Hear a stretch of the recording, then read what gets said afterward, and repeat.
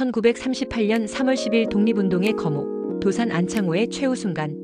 1938년 3월 10일 대한민국 독립운동의 거목이었던 도산 안창호 선생이 서대문형무소에서 병보석으로 풀려난 후 경성제국대학 부속병원에서 눈을 감았습니다.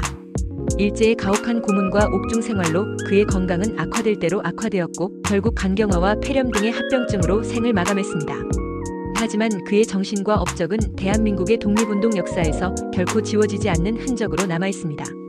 그는 실력 양성론을 주창하며 독립을 위한 기초를 다졌고 교육과 민족 개조를 통해 조국의 미래를 설계한 지도자였습니다. 실력 양성론과 교육운동. 안창호 선생이 가장 강조했던 것은 실력 양성이었습니다. 독립운동이 단순히 무력투쟁에만 의존할 수 없으며 강한 국가를 만들기 위해서는 국민 개개인의 실력이 뒷받침되어야 한다고 보았습니다.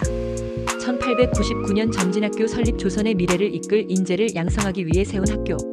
1908년 평양 대성학교 창립 신교육을 통한 민족 개조를 목표로 세운 학교. 1926년 난징 동명학원 개설 해외에서도 조선인 교육을 추진을 위해 세운 학교. 그의 교육운동은 단순한 학문 교육이 아니라 독립을 위한 정신적, 경제적, 사회적 기반을 다지는 데 중점을 두었습니다. 이러한 철학은 이후 대한민국의 근대 교육체제 형성에도 깊은 영향을 미쳤습니다. 독립운동과 대한민국 임시정부 활동. 1919년 3.1 운동이 일어난 후 상하이에 대한민국 임시정부가 수립되었습니다. 안창호 선생은 대한민국 임시정부의 내무총장으로 활동하며 정부의 조직을 정비하고 체계를 갖추는 데 중요한 역할을 했습니다. 1919년 대한민국 임시정부 내무총장 및 국무총리 대리 역임하면서 1928년 한국 독립당 창당 참여하였고 윤봉길 의거 이후 일본 경찰에 체포되어 국내로 송환되었습니다.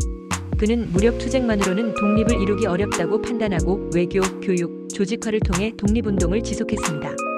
특히 대한민국 임시정부의 조직 정비와 체계 확립에 기여한 점은 역사적으로 큰 의미를 갖습니다. 흥사단과 민족개조론. 1913년 미국에서 흥사단을 창립한 안창호는 대공주의를 바탕으로 한민족개조론을 주장했습니다. 이는 단순히 독립을 넘어 강하고 자립적인 국가를 만들기 위해 국민 개개인이 변화해야 한다는 신념에서 비롯되었습니다.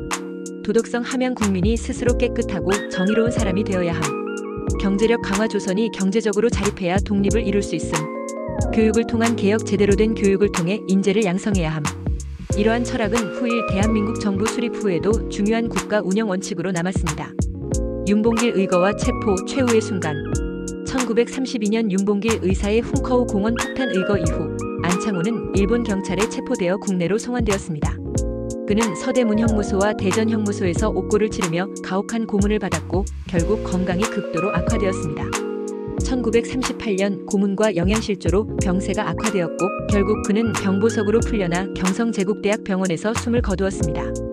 생의 마지막 순간까지 그는 민족의 독립과 발전을 염려하며 조국의 미래를 걱정했다고 전해집니다. 안창호 선생이 추구한 가치는 단순한 독립이 아니라 독립 이후에도 강한 나라를 만들기 위한 기반을 다지는 것이었습니다.